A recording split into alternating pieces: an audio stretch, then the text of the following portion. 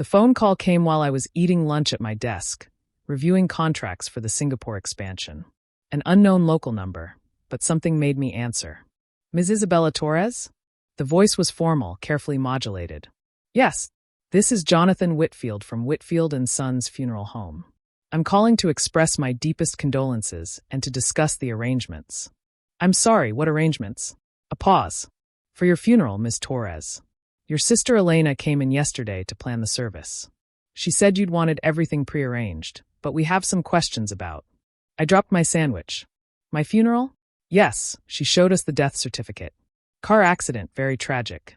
She's planning a beautiful service for Saturday, though I must say, your voice sounds remarkably like. He stopped. Ms. Torres, is this some kind of mistake? Mr. Whitfield, I'm very much alive. I'm sitting in my office in downtown Seattle eating a turkey sandwich. The silence stretched so long I wondered if we'd been disconnected. Ms. Torres, his voice had changed, sharp now with concern. Could you come to my office immediately?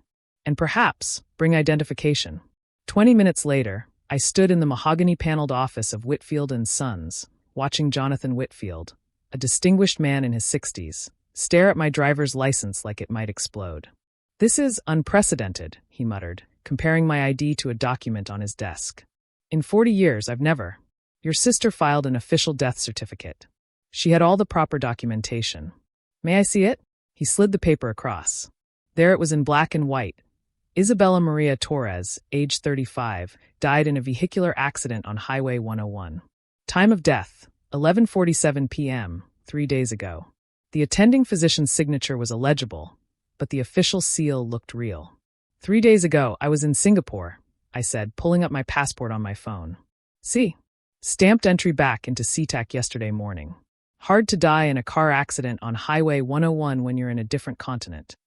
Mr. Whitfield had gone pale. Your sister, she seemed so distraught. She cried through our entire meeting. Selected the gold package, very expensive. Said you'd want the best. How was she planning to pay for this gold package? She said your estate would cover it. Mentioned you had substantial assets, life insurance. She's listed as sole beneficiary and executor. He shuffled through papers. She was very organized. Had your will, insurance documents, bank information. My blood turned to ice. She had my will. A copy, yes. Dated last year. Everything goes to her as your only living relative. Mr. Whitfield, I don't have a will. And I have 2 other siblings besides Elena. He stood abruptly. Ms. Torres, I need to make some calls. This appears to be fraud. Possibly worse. Your sister has already filed claims with your insurance companies. She had me send death certificates to your bank, your employer. My employer? My hands shook as I pulled out my phone. 17 missed calls from HR. 43 unread emails. The most recent subject line. Urgent. Confusion regarding your status. I called my boss, Sandra, immediately. Sandy, it's Isabella.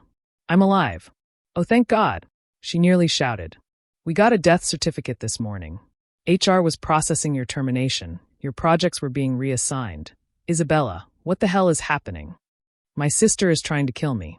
Legally speaking. While Mr. Whitfield called the police, I called my lawyer, then my bank. The news got worse with each call. Elena had presented death certificates everywhere. My accounts were already being frozen, prepared for transfer to the estate. She'd been thorough, professional, and fast. The thing is, Detective Patricia Huang said 2 hours later, after taking my statement, filing a false death certificate is a federal crime. But this goes beyond that. She had to have help. Real death certificates have security features, official seals. Someone with access created this. So what happens now? Now we investigate. And you, Ms. Torres, need to be very careful. People who go this far, sometimes they decide to make the lie true. The thought hadn't occurred to me. You think Elena would actually? Your sister tried to steal your life, your money, everything you've built. Yes, I think she's dangerous. I spent the rest of the day undoing Elena's damage. Every institution needed proof of life. A morbidly funny phrase that became less amusing with each repetition. The Singapore deal was in jeopardy. My team was in chaos. My entire life had been thrown into bureaucratic limbo because I was supposed to be dead. That evening, I sat in my apartment with the blinds drawn, doors double-locked, waiting for news from Detective Huang. Elena hadn't answered any calls, but then why would she? As far as she knew, Her plan was working perfectly. We'd never been close. 5 years apart, different fathers, different lives. I'd gone to college on scholarships, built my import-export business from nothing. Elena had drifted through minimum-wage jobs, always asking for loans, always resentful when I suggested she go back to school instead. The last time we'd spoken, really spoken, was at Christmas. She'd had too much wine and launched into a familiar tirade about how lucky I was. How everything came easy to me. How unfair it was that I had so much while she struggled. Must be nice, she'd slurred, to have everything handed to you. Handed to me? I'd laughed, thinking she was joking. Elena, I work 80-hour weeks. I built this company from nothing. With your fancy degree and your perfect credit and she'd waved her hand dismissively, your whole perfect life. Some of us don't get those chances. You had the same chances. You chose differently. I chose. She'd stood up, swaying. You think I chose to watch you get everything while I got nothing? I'd left early that night, uncomfortable with her venom. Now I wondered if that had been the moment she'd started planning this. My phone rang. Detective Huang. We found her. She's at the Ritz-Carlton downtown. Presidential suite. Paid for with your credit card. She's spending my money while I'm supposed to be dead? It gets better.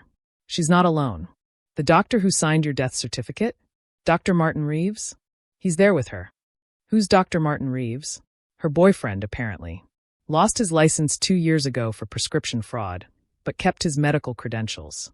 Probably how he accessed the death certificate system. So this was planned. They've been together planning this. For at least 6 months, based on what we're finding. Ms. Torres, we're moving in tonight. Are you somewhere safe? Yes. Though nowhere felt safe knowing Elena had planned my death for 6 months while smiling at Christmas dinner. The arrest happened at 2 a.m. I watched the news coverage from my apartment, seeing Elena dragged out in handcuffs, screaming about persecution, mistakes, misunderstandings. Dr. Reeves came quietly, smart enough to know they'd been caught.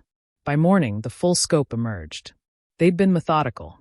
Elena had gathered information for months. My social security number, account numbers, daily routines. Reeves had provided the medical access. They'd planned to wait until I was traveling, file the death certificate, liquidate everything, and disappear before anyone noticed the discrepancy. They hadn't counted on Mr. Whitfield being thorough. Hadn't expected him to call me about the funeral arrangements. One phone call had unraveled 6 months of planning. The funeral home saved your life, Detective Huang told me. Literally. We found searches on Reeves' computer about making deaths look accidental. They were going to make the certificate real if the paperwork plan failed. I had to sit down. They were going to kill me? Your sister told Reeves you had $2 million in assets. That's a lot of money to some people. More than enough to kill for. The trial was swift. The evidence was overwhelming. Digital trails, security footage, the death certificate itself.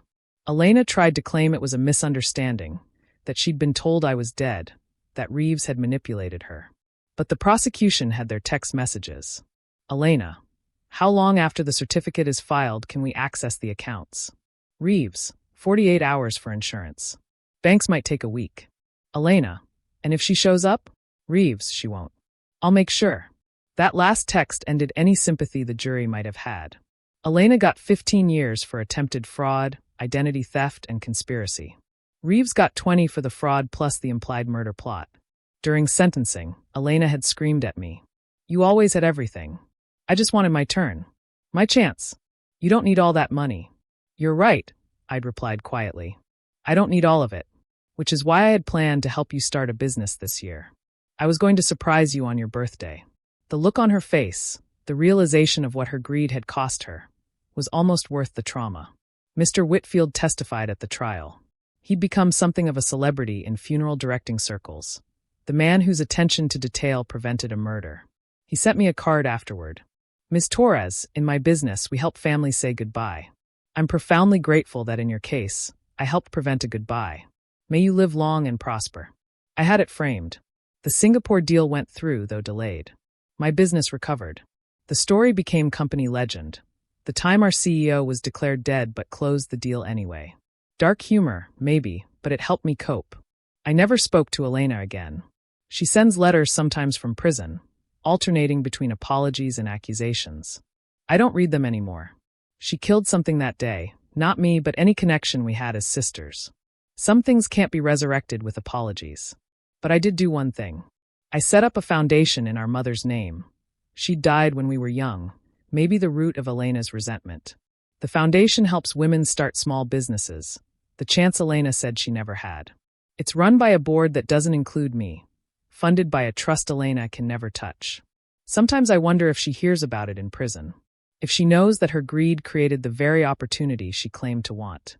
That her attempt to steal my life led to me giving away what she'd tried to take. The last time I saw her was at sentencing. She'd aged years and months, the weight of consequences etching lines on her face. She'd looked at me with eyes that finally understood, not just that she'd been caught, but what she'd thrown away. I was going to help you, I'd whispered as they led her away. All you had to do was ask. But she'd chosen to take instead.